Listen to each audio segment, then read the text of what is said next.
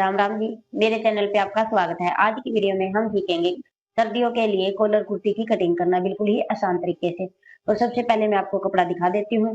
तो ये मेरे पास कपड़ा है।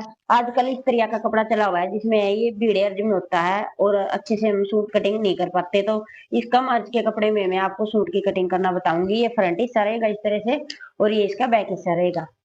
ठीक है, बैक और फ्रंट को पहले मैं अलग कर लेती हूँ, उसके बाद हमें कटिंग कैसे करनी है कॉलर कुर्ती की ये बिल्कुल ही बारीकी से मैं आपको समझाऊंगी। यहाँ पे मैंने फ्रंट और बैक पल्ले को अलग कर लिया है। ये बैक पल्ला है और ये फ्रंट है जो मैंने बिछा लिया है इस तरीके से। अब इसको हम 2 लेयर में फोल्ड करेंगे। तो सूट को फोल्ड करने से पहले मैं आपको इसका मेजरमेंट समझा देती हूँ कि क्या इसका मेजरमेंट है, कॉलर कुर्ती में कितनी लूजिंग देनी चाहिए बॉडी से लिए हुए नाप से। तो यहाँ पे जो इसकी लंबाई रखनी है वो मैंने फुल रखनी है, जितनी भी इसकी लेंथ है उतनी ही मैंने इसकी लेंथ रखनी है। यहाँ पे तीरा है 14 इंच का और जो अपर चेस्ट है वो 35 इंच है। तो इसमें मैंने 3 इंच लूजिंग के लिए ऐड किया तो हो गया ये 38। और जो हम कॉलर कुर्ती बनाते हैं ना उसमें हम 4 इंच की लूजिंग देते हैं, तो ये मैंने 35 इंच थोड़ा लूज करके ही मेजरमेंट लिया है। ठीक है, तो अगर आप थोड़ा टाइट लेते हो तो यहाँ पे 3 की बजाय 4 इंच ऐड करें। कमर है यहाँ पे 34, तो 34 में मैंने 2 इंच ही प्लस किया तो हो गया 36 इंच। ये पे 41, 41 में मैंने 3 इंच प्लस किया तो हो गया 44 इंच। और चाक की लंबाई हम 22 इंच रखेंगे। कमर की लंबाई हम 14 से 15 इंच तक की हम तैयार रखते हैं तो उतनी ही रखेंगे। ठीक है, तो ये इसका मेजरमेंट है। अगर किसी भी बैंड का यही मेजरमेंट है तो इस वीडियो को देखते हुए अपने सूट की कटिंग आराम से कर सकते हैं। अब कपड़े को हम 2 लेयर में इस तरह से बिछाएंगे। पहले फ्रंट पार्ट, अब जैसे कि इसमें इस तरह से गला बना हुआ है तो हम गले का ही सेंटर लेते हुए इसको फोल्ड करेंगे। तो यहाँ पे मैंने कपड़े को अच्छे से फोल्ड करके बिछा लिया है। सबसे पहले हम ऊपर की तरफ से एक सीधी लाइन खींचेंगे इस तरीके से।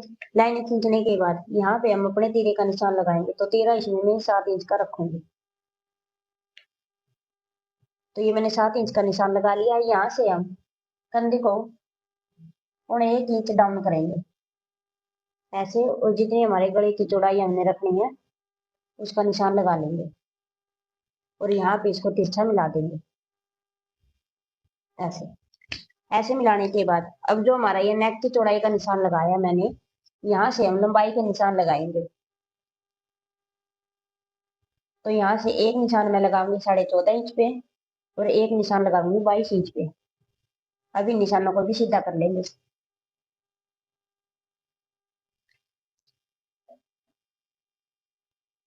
सीधा करने के बाद यहाँ से हम मुड्ढे का निशान लगाएंगे। तो मैंने 7 इंच लिया है तो यहाँ से हम 7.5 इंच मुड्ढा रखेंगे।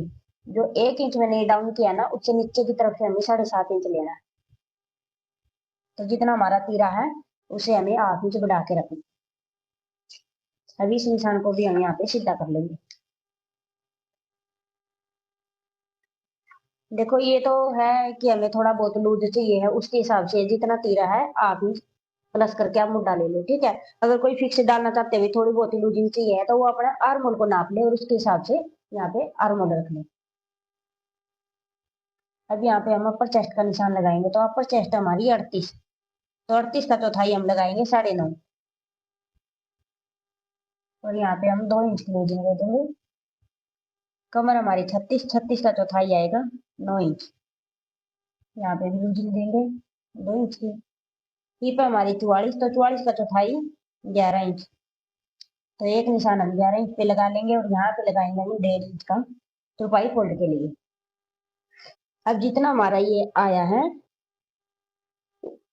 जैसे कि ये मेरा आया यहाँ पे 13.5 इंच, तो यहाँ पल्ला मैं बढ़ा के रखूंगी क्योंकि घेर है जो वो ज्यादा रखना है इसका।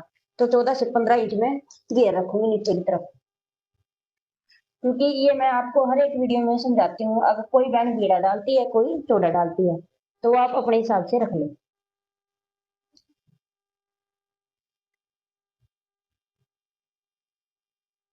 हिप से कम 1 से 1.5 इंच पल्ला हमारा बड़ा होगा नीचे से। अभी निशानों को हम मिला लेंगे। पहले मार्जिन वाले को मिलाएंगे इस तरह से और फिर फिटिंग के निशान को मिला देंगे।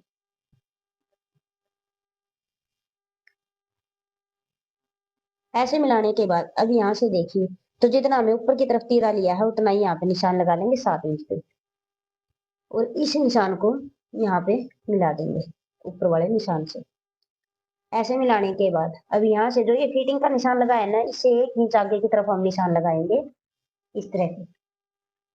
और यहाँ से हम जो हमने मुद्दा लिया है उसका सेंटर ले लेंगे।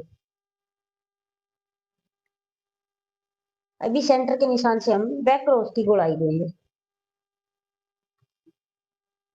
तो ये गोलाई हमने यहाँ तक देनी है।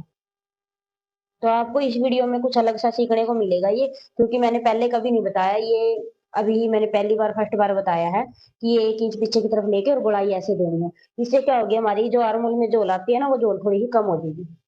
अगर हम लूज भी डालेंगे ना मुद्दा तो झोल नहीं आएगी। अब यहाँ से हम फ्रंट क्रॉस लेंगे। तो कॉलर कुर्ती में वैसे भी हमारा यहाँ से बंद होता है, तो यहाँ से हम हाफ इंच अंदर की तरफ लेंगे और इस निशान को ऐसे मिला देंगे। ऐसे मिलाने के बाद अब यहाँ से हम फ्रंट की देंगे इसे इस तरह से और इसी के पास मिला देंगे। ये हमारी होगी कॉलर कुर्ती की मार्जिन। अब इसकी हम कटिंग कर लेंगे। तो अब इसकी हम कटिंग कर लेंगे।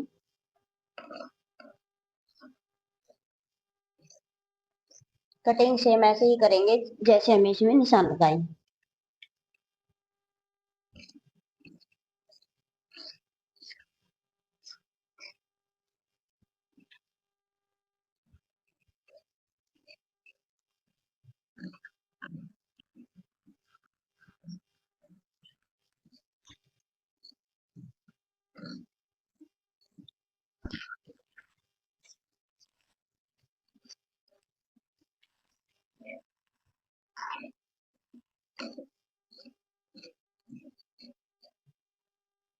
तो ऐसे ही मैंने फ्रंट पल्ले की कटिंग कर ली है। अब सेम ऐसे ही हम बैक को भी बिछा लेंगे। तो यहाँ पे मैंने बैक के लिए भी कपड़े को बिछा लिया। अब इसके ऊपर हम फ्रंट पार्ट को सेट कर लेंगे।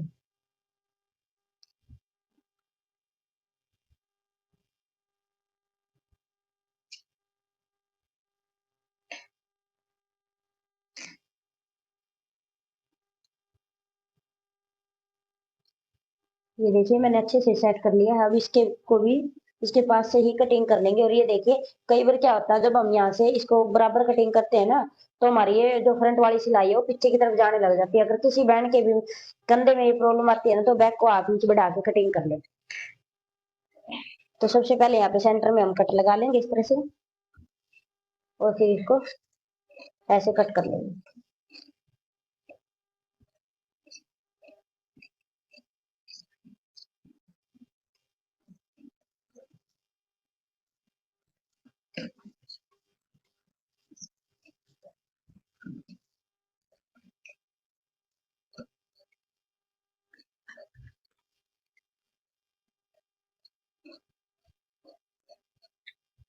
इस तरीके से ये मैंने कटिंग कर लिया है। अब जो ये फिटिंग के निशान लगाए थे यहाँ पे हम कट लगा लेंगे।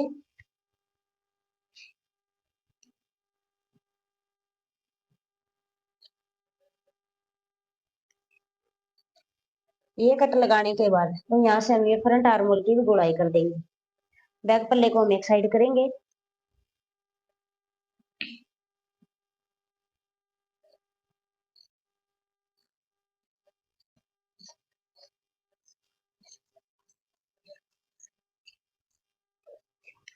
तो इस तरीके से हमें ये शेप देनी होती है आर्मोल की।